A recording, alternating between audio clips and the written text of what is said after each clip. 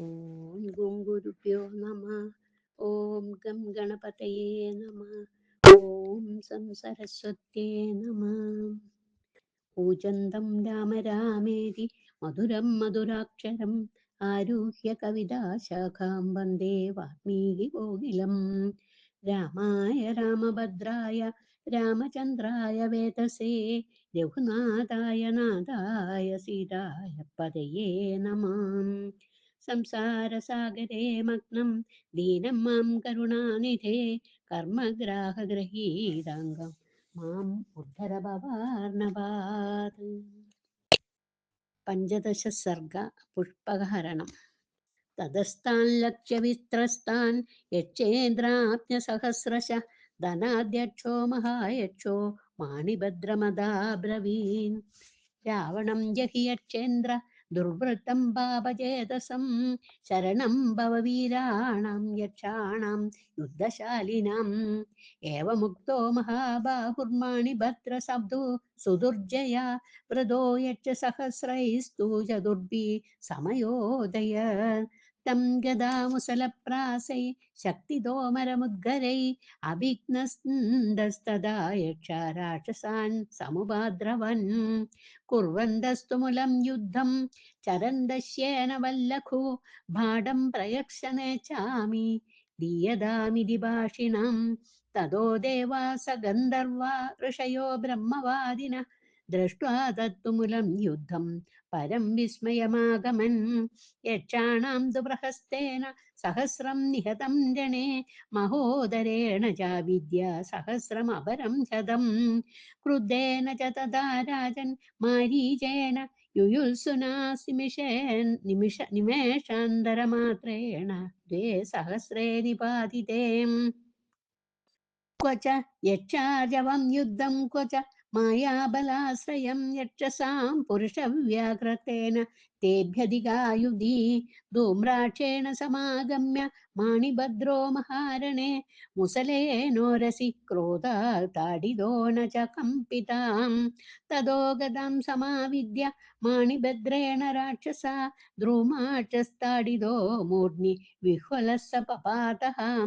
धूम्राक्षं ताडितं दृष्ट्वा पतितं शोणितोक्षितम् अभ्यधावत सङ्ग्रामे माणिभद्रं दशानन तं क्रुद्धमभितावन्तं माणिभद्रो दशाननं शक्तिभिस्ताडयामास तिसृभिर्यक्षपुङ्गवां ताडितो माणिभद्रस्य मुकुटे प्राहरद्रेण तस्य तेन प्रहारेण मुकुटं पार्श्वमागतम् ततः संयुध्यमानेन इष्टप्तो न व्यगम्पद तदा प्रभृति यक्षोऽसौ पार्श्वमौलीरिति स्मृतम् तदा तस्मिंस्तु विमुखे यक्षे माणिभद्रे महात्मनि सन्नादसुमहाराजन् तस्मिन् शैले व्यवर्धिताम् ततो दूरात् पददृशे प्रधनाध्यक्षो गदाधर शुक्रप्रोष्ठपदाभ्यां च शङ्खपद्मसमावृताम् सदृष्ट्वा भ्रातरं सङ्ख्ये शापद्विदृष्टगौरवम् उवाच वचनं धीमान् युक्तं पैतामहे कुले यन्मया वार्यमाणस्त्वं नावगच्छसि दुर्मदे पञ्चादस्य फलं प्राप्य ज्ञास्यसे निरयं गदा यो हि मोहराद्युषं पीत्वा नावगच्छति दुर्मदी स तस्य परिणामान्ते जानीते कर्मणः फलम् देवदानाभिनन्दन्ति धर्मयुक्तेन केनचित् येन मम्मि तं त्वमीदृशं भावम् ईदसन्नावबुध्यसे मातरं पितरं यो हि आचार्यं जावमन्यते स पश्यतु फलं तस्य प्रेतराजवशं गदा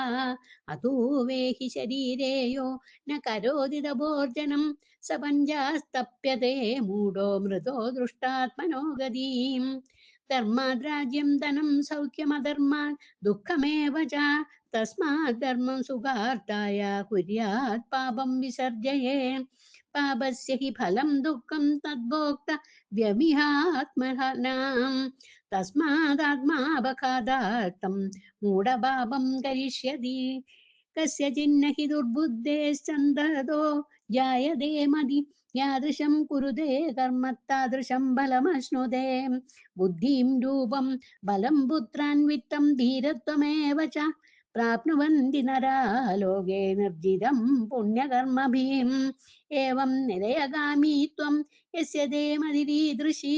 न त्वां समभिभाषिष्ये सदृत्तेष्वेष निर्मृणयाम् एवमुक्तास्ततस्तेन तस्यामाद्या समाहता मारीचप्रमुखा सर्वे विमुखा विप्रदुद्रुवो ततस्तेन दशग्रीवो यक्षेन्द्रेण महात्मना गदया विहतो मूर्ध्नि न च स्थानात् प्रकम्पिताम्